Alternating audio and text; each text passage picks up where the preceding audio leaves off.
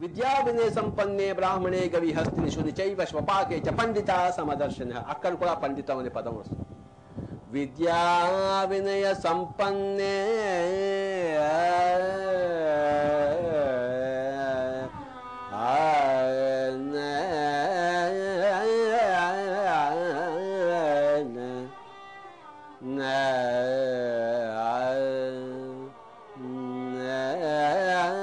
విద్యా వినయ సంపన్నే బ్రాహ్మణే గవిహస్తిని.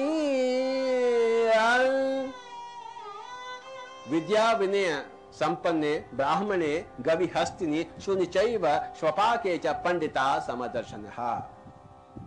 పండితుడు అంటే ఒకానొక ఆత్మజ్ఞాన విశారదుడు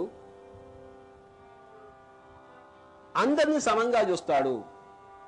స్వపాకే అంటే ఒక కుక్క మాంసం తినే చండాలుడు, శుని ఒక కుక్క లాంటి వాడు, గవి ఒక ఆవు లాంటి వాడు, హస్తిని ఒక ఏనుగు లాంటి వాడు, అథవా విద్యా వినయం రెండూ కూడుకుని ఉన్న ఒక బ్రాహ్మణోత్తముడు.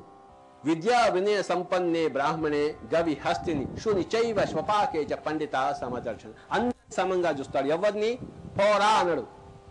నువ్వు చండాలుడివే, మాంసం తింటున్నావు, నువ్వు చెయ్యకూడని పని చేస్తున్నావు, అయినా కూడా నువ్వు అంటరానివే వాడివి కావు. వచ్చి నా దగ్గర కూర్చో, ధ్యానం చెయ్యి, ఆ మాంసం తినడం మానేసేయి. ఆ కుక్క మాంసం తినడం, ఆ చేప మాంసం తినడం, మరి ఎద్దు మాంసం తినడం మానేసేయి. నువ్వు చెయ్యి, ధ్యానం చెయ్యి.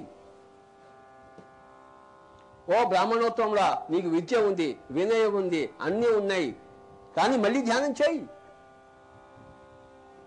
హస్తిని ఓ ఏనుగు లాంటి శుద్ధ సాత్వి కూడా, ఆవు లాంటి సాత్వి కూడా, శూని లాంటి రజోగుణం కలవాడా, స్వపాకం లాంటి తమో గుణం కలవాడా, సకల గుణాల వాళ్ళు వచ్చి కూర్చోండి, ధ్యానం చేయండి అని అందరినీ సమంగా చూస్తాడు ఒకానొక యోగేశ్వరుడు. అలాంటి వాడే పండితుడు. పండితుడు అన్నది రెండు చోట్ల వస్తుంది భగవద్గీతలో. ఒకటేమో అశోచ్యాన్ అన్వశోచస్త్వం ప్రజ్ఞావాదాంశ భాషసే గతాసూన్ అగతాసూచ నా అనుశోచంతే పండిత. పండితుడు వాడు ఎప్పుడూ ఏడవడు. దేనికోసమైనా ఎప్పుడైనా ఏడుస్తే వాడికి పాండిత్యం లేదు. అలాగే ఎవరైనా సమంగా చూడకుండా ఉంటే, దూరంగా పెడితే, అంటరాని వాడుగా చూస్తే, నీచంగా చూస్తే నువ్వు అగైన్ పండితుడు కావు, నువ్వు పామరుడివి. పండితుడు కాని వాడు పామరుడు, పామరుడు కాని వాడు పండితుడు.